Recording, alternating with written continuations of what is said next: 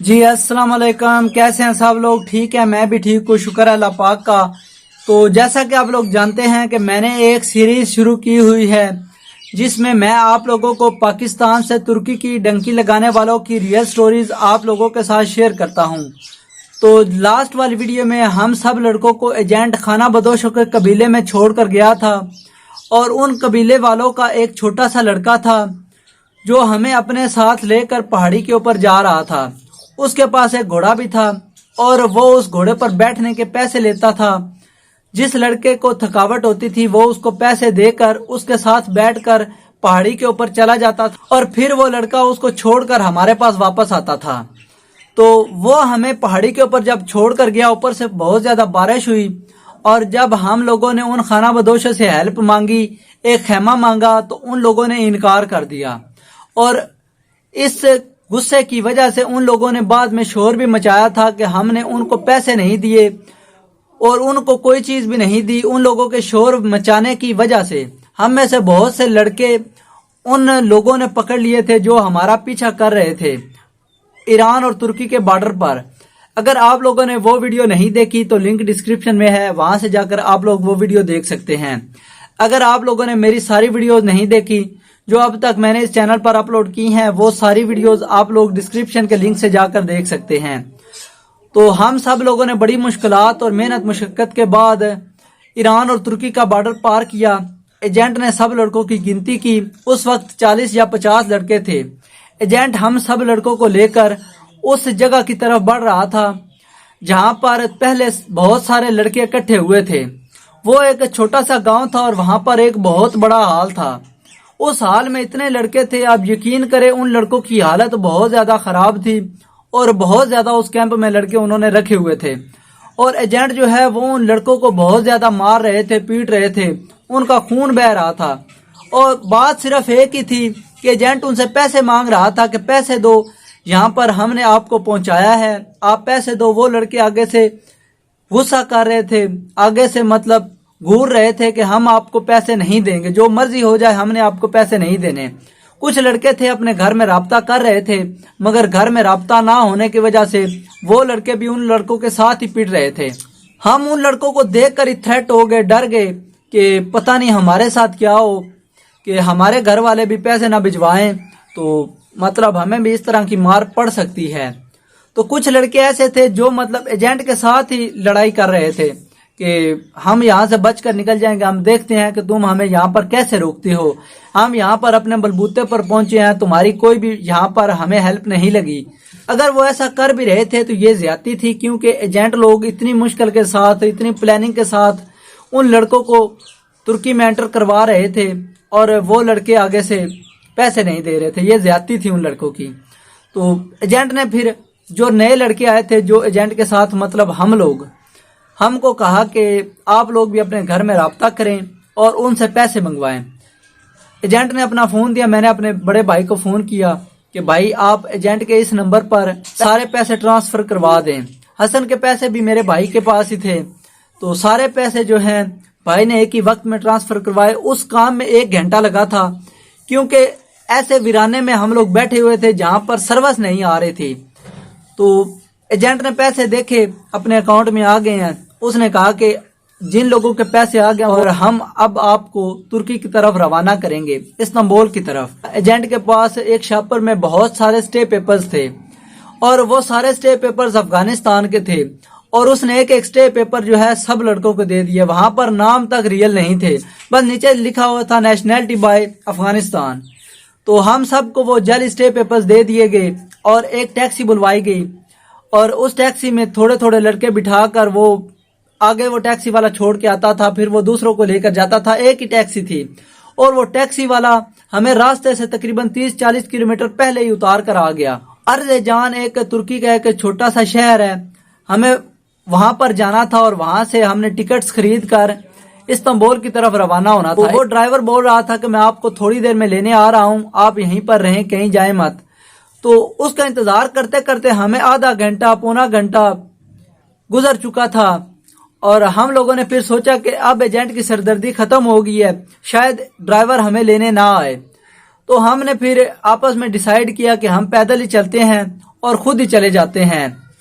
تو ہم جب چل رہے تھے تو کچھ لوگ جو ہیں ہمارے پاس سے گزرے، آگے جا کر انہوں نے اپنے کان کے ساتھ موبائل لگایا اور تھوڑی دیر میں ایک جندرما کی گاڑی آئی اور وہ گاڑی ہمارے پاس سے پہلے تو گزر گئی اور پھر 5 یا 10 منٹ کے بعد ہی وہ گاڑی ہمارے پاس پھر واپس آئی اور انہوں نے ہمارے اوپر ایسے گنز تان لی۔ مطلب آپ ایسا سمجھ لیں کہ انہوں نے ہمیں مارنا نہیں تھا، صرف ڈرانا تھا۔ اور جندرما بولتے ہیں ترکی کی آرمی کو۔ تو انہوں نے ہم سے پوچھا کہ ترجمہ کون ترجمہ کر سکتا ہے ترکش کا آپ میں سے؟ تو ہم میں افغانی تھے، پاکستانی تھے، بنگالی تھے، کسی کو بھی نہیں آتی تھی ترکش۔ اور تو پھر انہوں نے کہا کہ کسی کو انگلش آتی ہے؟ میں نے کہا جی مجھے انگلش آتی ہے تھوڑی سی۔ اس نے کہا کہاں سے آئے ہو، یہاں کیا کر رہے ہو، کس کے ساتھ آئے ہو، ایجنٹ کون ہے؟ ان کو پتا ہوتا ہے کہ یہ لوگ ڈنکی لگا کر ہی آئے ہیں۔ تو ہم لوگ چپ تھے، یہاں پر کیا کر رہے ہو، آپ کو نہیں پتا کہ یہ بارڈر ایریا ہے؟ تو اس کی ہمیں تو کچھ سمجھ نہیں آ رہی تھی، مطلب انگلش میں وہ چلا رہا تھا کہ انگلش میں اگر ہم بول رہے ہیں تو ان کو سمجھ آئے گی۔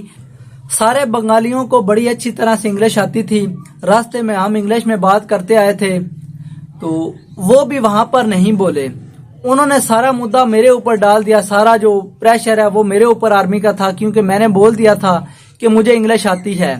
پھر حسن کے پاس وہ آیا، اس نے کہا کہ اپنا سٹے پیپر دکھاؤ۔ سٹے پیپر اس نے نکالا، اس کے اوپر لکھا تھا افغانستان۔ اس نے کہا یو آر افغانی؟ اس نے کہا جی یس آئی ایم افغانی۔ اور آہستہ آہستہ کر کے مطلب سب لڑکوں سے اس نے سٹے پیپر لیا، سب کے اوپر افغانستان تھا۔ وہ سمجھ گئے کہ یہ لوگ ڈنکی لگا کر آئے ہیں اور ان سب کے پاس جعلی سٹے پیپرز ہیں، کیونکہ ایک بندہ گورنمنٹ کی جاب کرتا ہے، اس کو پتا ہوتا ہے اوریجنل ڈاکومنٹ کا اور فیک ڈاکومنٹ کا۔ تو وہ سمجھ گئے کہ یہ سب فیک ڈاکومنٹس ہیں اور سب لوگ یہ ڈنکی لگا کر ترکی میں انٹر ہونے کی کوشش کر رہے ہیں۔ اس نے فون اپنے کان سے لگایا اور ایک بہت بڑی گاڑی آئی، ہم سب لڑکوں کو اس گاڑی میں بٹھایا گیا۔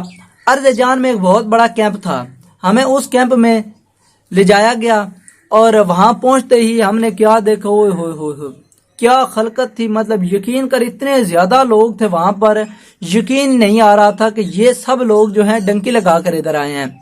یہ سب لوگ جو ہیں کیمپ میں تقریباً کچھ لوگ ہفتوں کے تھے، کچھ لوگ مہینوں کے تھے اور کچھ لڑکے ایسے بھی تھے جو سالوں سے یہاں پر پڑے ہوئے ہیں۔ کیمپ میں ہم جب داخل ہوئے ہمارا ایک دوست بنا اور اس دوست نے ہم کو کہا کہ جو مرضی ہو جائے آپ نے ان لڑکوں کے ساتھ دوستی نہیں لگانی، کیونکہ یہ دوستی لگائیں گے اپنے مطلب کی وجہ سے، یہ آپ سے پیسے بھی مانگ سکتے ہیں، آپ کے پاس اگر موبائل ہے یہ آپ سے موبائل چھین لیں گے اور وہ موبائل چھین کر اپنے گھر میں رابطہ کرنے کی کوشش کریں گے، اگر آپ کے پاس کچھ کھانے کو چیز ہوئی تو وہ چیز آپ سے چھین لیں گے۔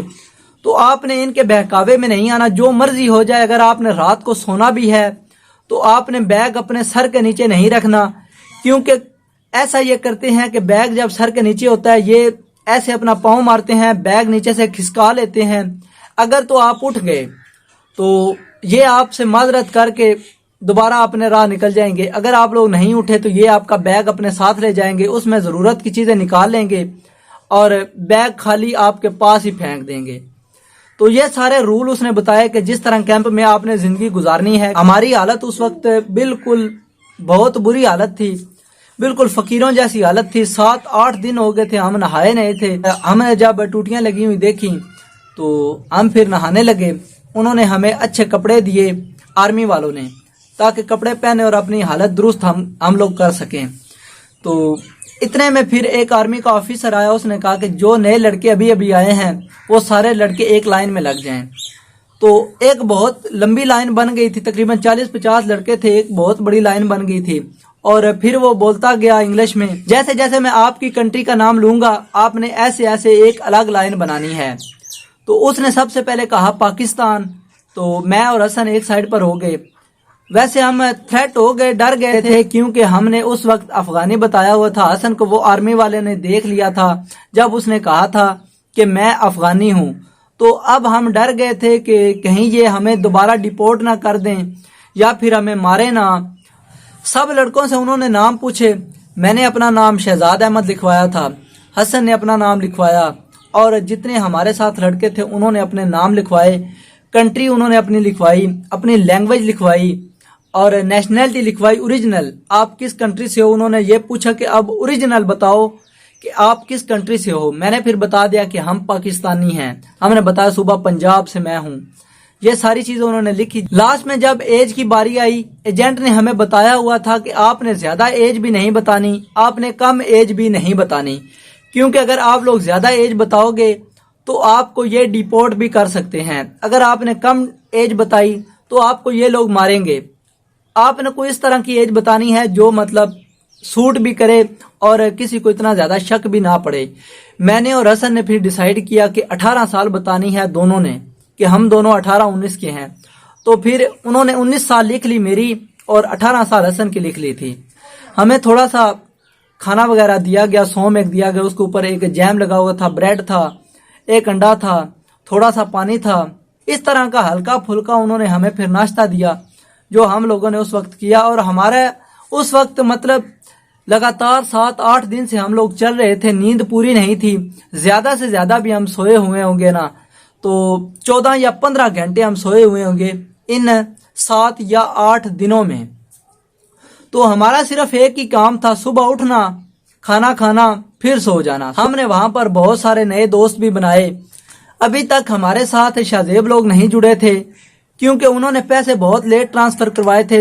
وہ بھی تقریباً 1 یا 2 دن کے بعد کیمپ میں آ گئے تھے ہمارے پاس، اور وہ کہہ رہے تھے کہ یار تھوڑے سے پیسے لیٹ ہو گئے تھے اور مطلب ابھی پیسے ٹرانسفر کروائے ہیں اور آرمی والے ہمیں پکڑ کر لے آئے. مطلب سیم سٹوری تھی، اسی سڑک پر وہ بھی پکڑے گئے تھے کیونکہ ویران سڑک تھی. ایک بندہ بھی ادھر پیدل چلتا نظر آ جائے ایک ہی بات ہوتی ہے کہ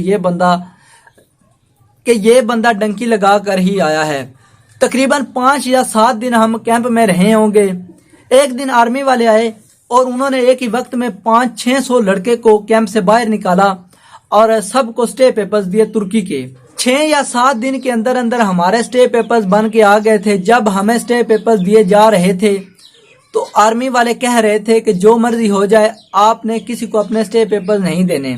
اگر آپ نے اپنے کسی کو سٹے پیپر دے دیے تو آپ کو دوبارہ کیمپ جوائن کرنا پڑے گا اور امید کی جاتی ہے کہ آپ کو دوبارہ ہم پاکستان ڈیپورٹ بھی کر دیں. تو اتنی بات انہوں نے کی اور گاڑیاں منگوائیں.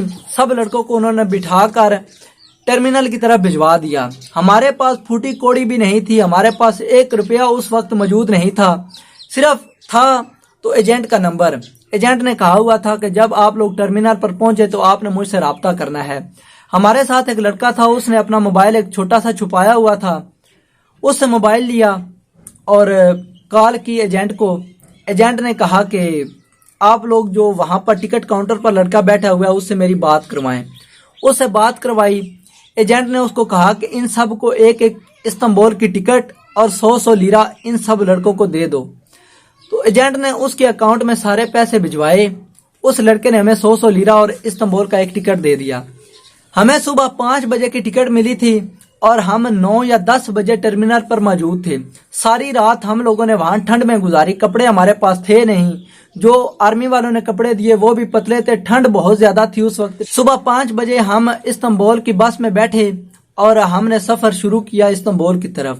جب ہم استنبول میں پہنچے ہمارا ایک دوست تھا، اس کو فون کیا کہ ہم لوگ استنبول میں انٹر ہو چکے ہیں، آپ ہمیں اڈے ہم نے اپنے دوست کو کال کی کہ ہم استنبول میں انٹر ہو چکے ہیں، آپ لوگ ہمیں ٹرمینل سے پک کر لو. جتنے دوست ہم تھے تقریباً 3 یا 4 ہم دوست تھے کلوز. ان 3-4 لڑکوں کو وہ لے کر گیا. کئی لڑکوں نے اپنے بھائیوں کو فون کیا. اس طرح سب لڑکے ٹرمینل سے بچھڑ گئے تھے اور ہم کو وہ اپنے ساتھ گھر لے کر گیا. وہاں پر اس نے اچھی سروس دی، بہت اچھی. مطلب اس نے ہمیں کھانے کے لیے چیزیں لا کر دیں، نئے کپڑے دیے، نہائے وغیرہ، مطلب گپ شپ لگائی. پہلے تو وہ ہمیں غصہ کر رہا تھا کہ آپ لوگوں نے مجھے بتایا کیوں نہیں کہ آپ لوگ ترکی آ رہے ہو. ہم نے پھر اس کو بتایا کہ ارجنٹ یار پلان بنا تھا، ہمیں پتہ ہی نہیں تھا کہ ہم نے آنا بھی ہے یا نہیں. ہم نے پتہ نہیں کتنی بار سوچا ہے اور اب ہم یہاں آپ کے پاس موجود ہیں. تو مطلب دوستوں میں چلتی رہتی ہیں، کبھی لڑائی، کبھی جھگڑے، پھر کبھی پیار، اس طرح کی باتیں چلتی رہتی ہیں. تو ہم اس کے پاس پھر کچھ دن رہے. اور میں جب پہلی بار کام پر گیا تھا تو میں نے کون سا کام سٹارٹ کیا تھا اور میری فرسٹ سیلری کتنی تھی، یہ ساری باتیں میں آپ کو نیکسٹ ایپیسوڈ میں بتاؤں گا. اگر آپ لوگوں نے یہاں تک ویڈیو دیکھی ہے تو ویڈیو کو لائک کر دیں اور میری ویڈیو ان دوستوں کے ساتھ شیئر ضرور کریں جو کہ ڈنکی لگانا چاہتے ہیں، تاکہ ان کو بھی ان راستے کی مشکلات کا علم ہو سکے۔ اگر آپ نے میرے چینل کو سبسکرائب نہیں کیا ہوا تو میرے چینل کو سبسکرائب کر لیں، بیل آئیکن پریس کریں تاکہ تمام معلوماتی ویڈیوز آپ تک بر وقت پہنچتی رہیں۔ نیکسٹ ویڈیو تک مجھے دے اجازت، تب تک اپنا رکھیں خیال، اللہ نگہبان۔